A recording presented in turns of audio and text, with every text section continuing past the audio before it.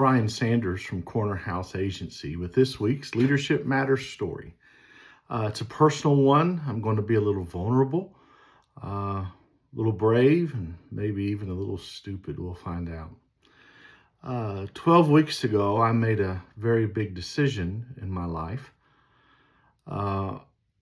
After talks with my doctor and me and Miss Kayla, my wife, we went back and forth on this. I started taking a drug called Mounjaro. It's a weekly injection, and it's to help me with my diabetes. It's also a great weight loss drug.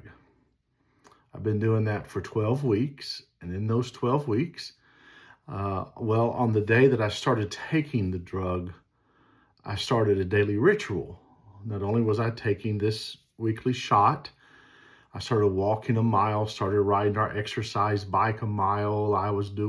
I'm doing curls, I'm doing presses and step ups and everything else. And in those 12 weeks, I've lost 22 pounds. I am the lightest that I have been in over 20 years. And I have a long way to go. This is a marathon. This is not a sprint. Last week, I was doing my mile walk, and it was when the school bus was coming. I left our street and took a left and went down another street. And as I turned down that street, a little boy, couldn't have been 6 or 8 years old, and his mom was there with him. He says, "Hey, mister, my mom says that as big as you are, you should walk a lot more." The mom goes, "Oh my God." And she takes her hand and she puts it over her son's mouth like that. I just looked at them both and I said, "Trying." And I just kept going. Critics can crush you. If you face critics remember this, your life is a movie.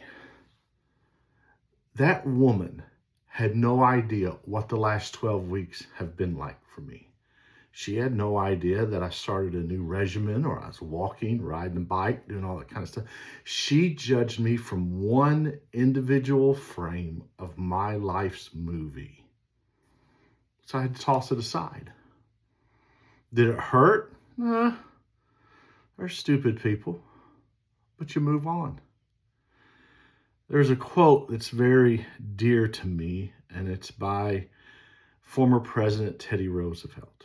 I want you to listen. It is not the critic who counts, not the man who points out how the strong man stumbles, or where the doer of deeds could have done them better. The credit belongs to the man who is actually in the arena, whose face is marred by dust and sweat and blood, who strives valiantly, who errs, who comes up short again and again, because there is no effort without error and shortcoming, but who does actually strive to do the deeds, who knows great enthusiasms, the great devotions, who spends himself in a worthy cause, who at the best knows in the end the triumph of high achievement, and who at the worst, if he fails, at least fails while daring greatly, so that his place shall never be with those cold and timid souls who neither know victory nor defeat.